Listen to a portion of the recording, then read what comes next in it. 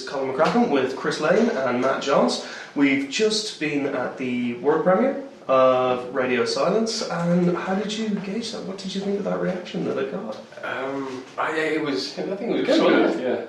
Yeah. Weird. Yeah. It must be very strange. After so long, because it's been a whole year since we shot it. It was August when we shot it last year. Yeah. And it's just taken a while because we had no money, special effects, string quartet and all this. It's just gone on and on. Yeah. And it's quite nice just to have it fucking finished and done.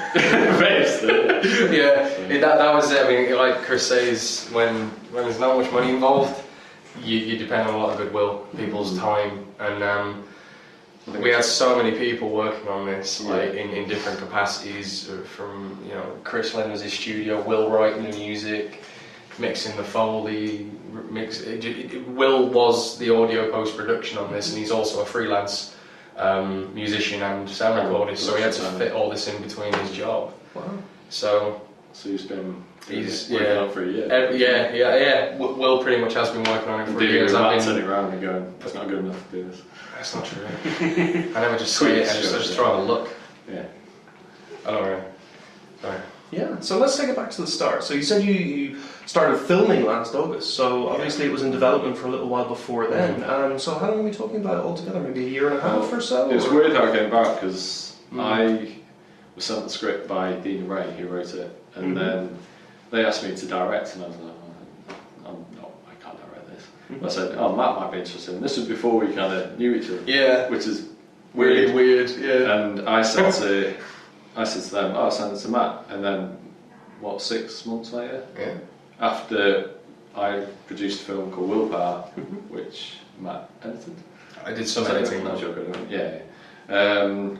and then Matt asked me whether I wanted to produce the short, and I said, what is it? And he said, Radio Silence.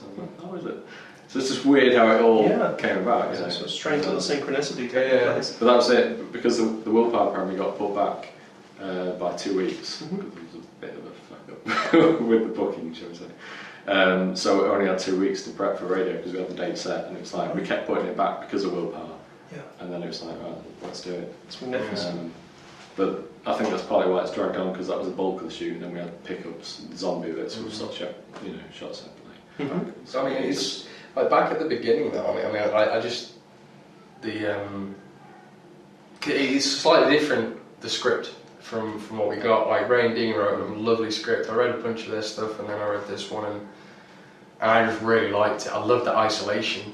I find that fascinating. I really like sort of one actor shows. And, so like from that point of view, just being able to sort of work with a script. I mean, like our AD Matt had this idea early on when we were sort of bouncing the scripts around, because it happens. You take a script, you make changes, and things get moved around and blah blah blah. And Matt just threw this idea out. So like, what if it was a woman? Because it was originally a male character, and I was already really interested in it. But then the idea of shifting that, it was written by guys. It's going to kind of be directed by a guy. It's going to be. I mean, it's going to be directed. I'm not like anyway. Pre-op. So I'm pre-op, and then he's like, make a film, where do I put the money? Do I put implants and shit? So like we just. I've lost my fucking train of thought now. Anyway, I'm just thinking about myself with tits. Oh shit! So that's the next movie taken care of. Absolutely, no, but the idea of it just made it all the more interesting to me. Yeah, it did change my character. It really did. The original script had like putting the kettle on and stuff like that. The world wasn't quite so barren. We went away. We went away to Bothy in Wales to kind of like. It was like my car broke down. It was a survival trip. What we wanted to do when we were developing the script, and we were thinking about like just literally what would the practicalities of the day-to-day be about rationing your food and about living in a very odd, very contained way.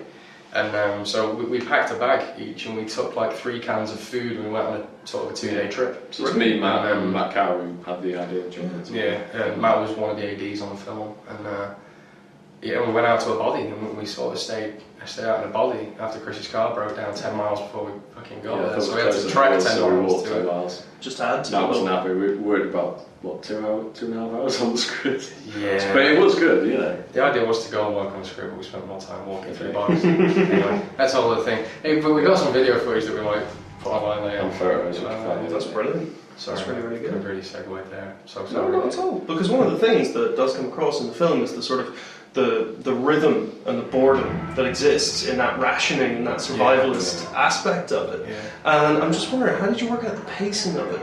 Because you're sort of teetering on that difficult time frame when working with a short. Yeah. So I was just wondering, how did you set up the tone and the structure of it? Well, I mean, again, going back to the script, it was very clear, even from one of the first drafts I read from Ray and Dean, that the structure, it was already present that the character needed that, that was something that this character had put on themselves as a routine, as a means of distracting themselves from what is actually really going on and what they've lost. But in terms of approaching it from a way to shoot it, again, it was very just really about sort of keeping that rhythm and the sounds of it, because the film's called Radio Silence, and the world outside is dead, so you have to sort of the breathing and the exercise bike and the push-ups and the sound of the food coming out. It was all. I don't think I've ever really gone into a script with a clearer idea of how I wanted it to look and feel, and all that routine, that punchy. Like, we see it quite drawn out at the beginning, and then the second time it's a little bit sharper in the cut, you know what I mean? We don't need to see it at that duration again. And every time it just gets a bit shorter until we see her then, like 6 months later, when she's breaking down, like physically, mentally, she's busted.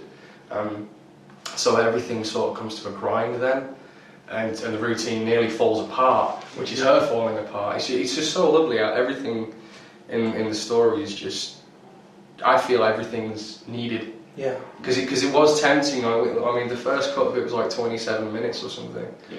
And then it went down to 23. And the thing is, that routine, I think you need to see it as much as possible. Like, it'd be tempting to go, right, let's just cut it down to 15 minutes. But then you lose the meaning of it to her.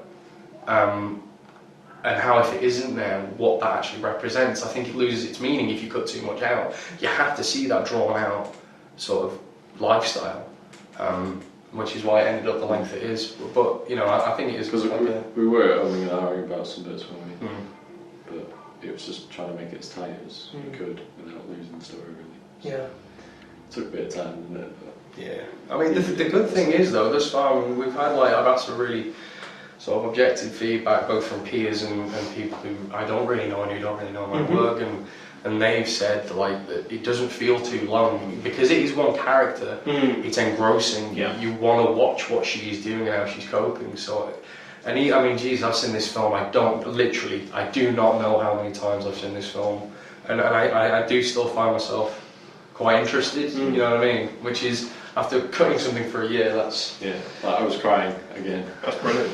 That's because he's a little bitch.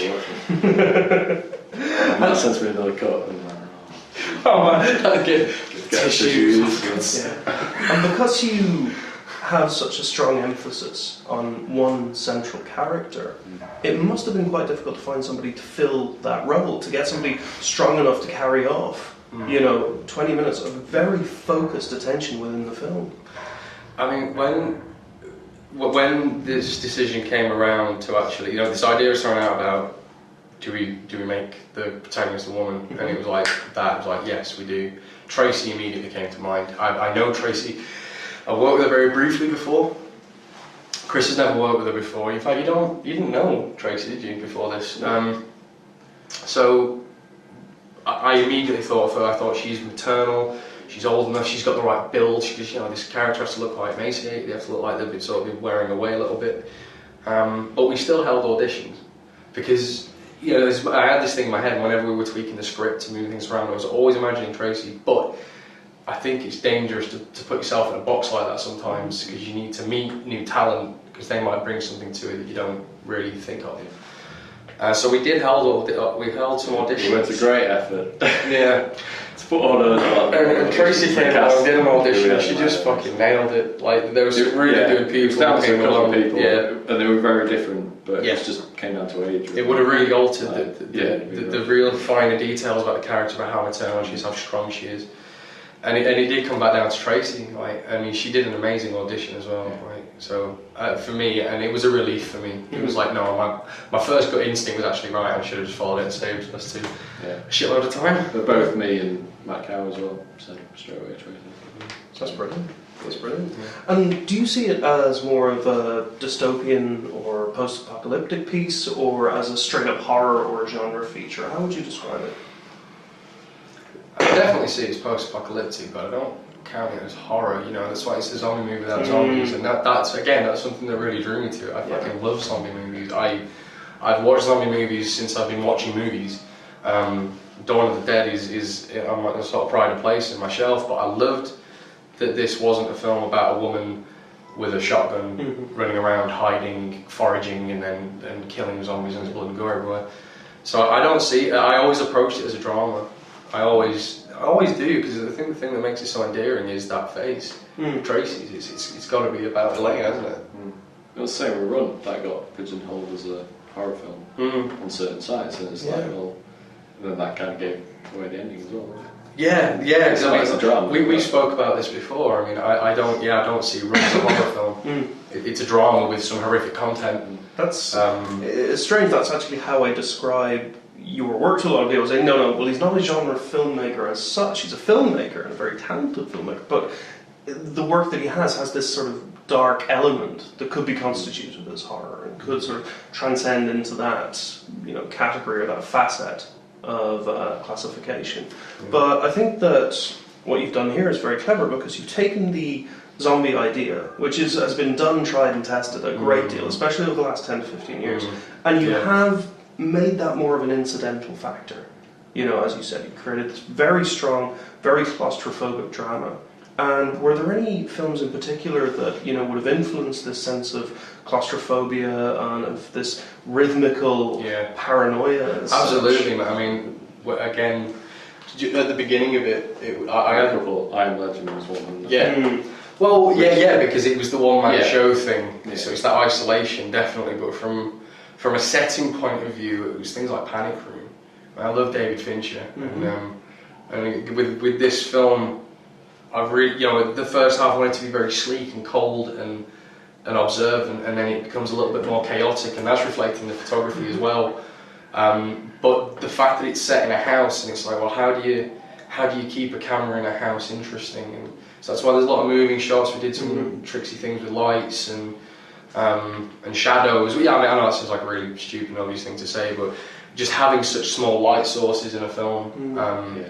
Some of the light tests are hilarious. Trying to get the candle to work and then walking around with a light. So whenever she's holding the candle, we have the light coming off the candle. We shoot really quick and shallow on really fast lenses, but we also have Sam Twine, the lighting guy, underneath with a dado light with loads of diffusion under, and he's walking around wobbling this lighting stand to sort of mimic the movement of flame, whilst trying not to piss off Will, the sound guy, because he's got a pole. So and occasionally walk into shots going like that when it's meant to be an isolated kind of thing. But I think, going back to your original question, I think I always had something like Panic Room in my house, because I love the way that true. I know it sounds like a cliche filmmaker thing to say, where the location's got to be a character, but in Panic Room it really was. It's like a massive grave, that house, and this is effectively what Tracy's living in as well. I always call it Gollum's Cave. And I love that shot, when the zombies are outside and he cuts to the clock and she hits it from the other side. And you see that shot of her and she looks like a fucking cave person. She looks really roughed up. Yeah, that's wonderful. Guys, I'd like to thank you very much. And I'd like to wish you all the best with Radio Silence as you take it on the road. Obviously, this is the inaugural evening of it all.